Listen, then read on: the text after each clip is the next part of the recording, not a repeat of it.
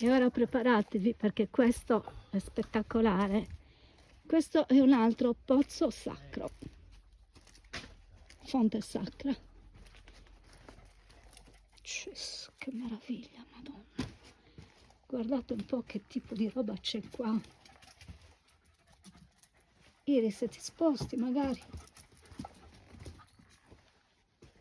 Questo è un altare.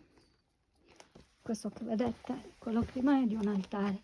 Qua ci sono le sedute e qua probabilmente venivano fatti i riti, probabilmente anche qua, riti di purificazione e le sedute.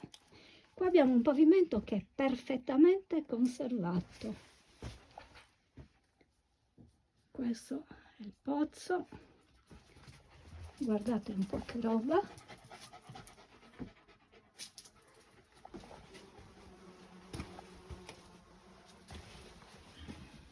Questo è l'interno del pozzo, ma la cosa più bella di questo pozzo ve la farò vedere poi con lo specchio.